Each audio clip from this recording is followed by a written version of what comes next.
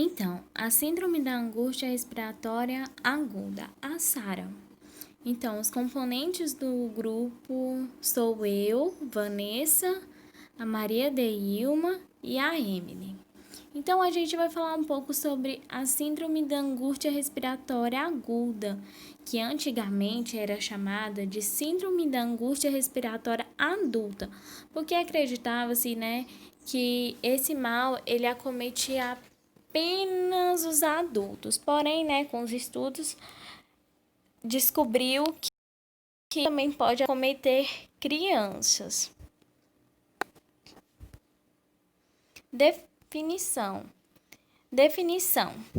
Então, a síndrome da respiração aguda, SARA, ela é um processo de edema pulmonar não hidrostático ou não cardiogênico. Então, quer dizer que ela não pode ter relação com os problemas do coração e tem que ser acompanhada de uma hipoxia persistente, ou seja, uma falta de oxigenação nos tecidos persistente.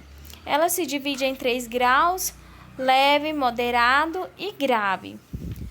No grau, esse grau ele é comparado de acordo com o oxigênio no sangue em relação à quantidade de oxigênio que vai ser preciso administrar no paciente. Aí do lado, nessa foto, a gente tem a seta que aponta, para algumas opacidades alveolares, do pulmão de um paciente com SARA. Levando para o campo da epidemiologia, que é a ciência que ocorre sobre a população e o seu enfoque é no tempo, no lugar e na pessoa. Então, a SARA foi uma epidemia?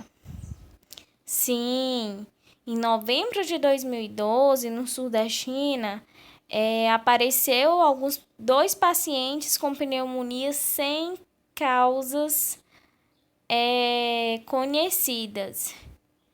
E a disseminação foi muito rápida. Houve 8.000 casos e cerca de 900 óbitos em 12 países. A taxa de mortalidade ela é mais alta quando os pacientes adquiriam a SARA em hospitais.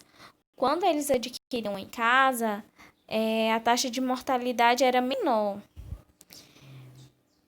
Além das consequências do impacto sobre a saúde, também a SARA ela tem impacto na economia e no social.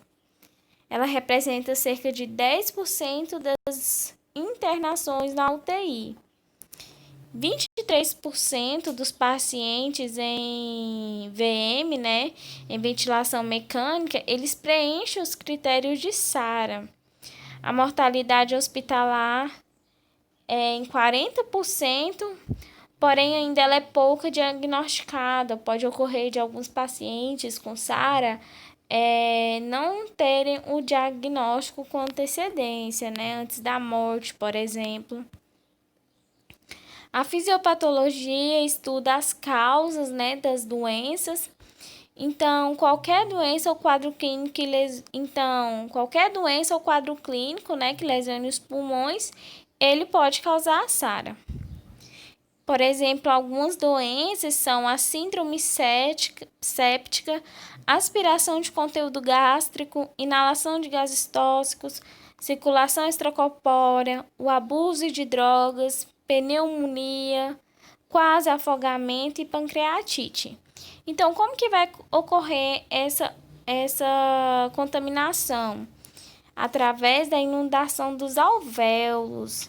Então, os alvéolos pulmonares, eles vão serem inundados e aí ele vai causar insuficiência respiratória hipoxêmica, Vai causar falta de oxigênio nos pulmões.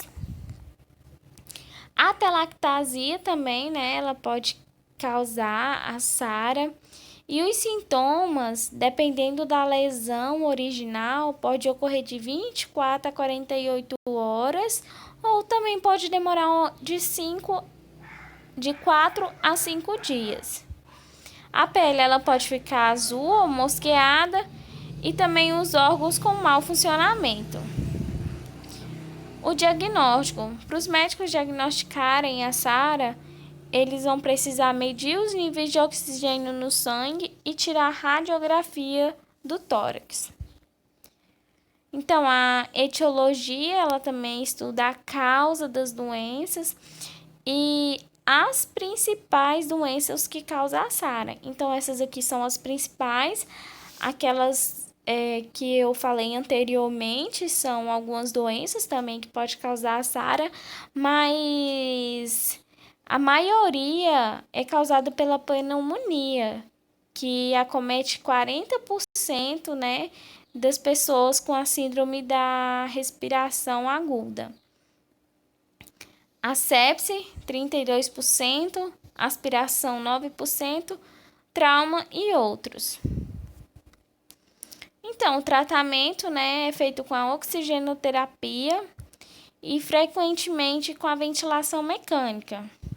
Há novos métodos de tratamento, né, que ainda estão em investigação, que é a inalação de óxido nitroso, que pode ser benéfico, né, para melhorar a hipertensão pulmonar e as trocas gasosas. E também o uso do N-acetilcisteína, EV, que poderia aumentar os surfactantes pulmonares.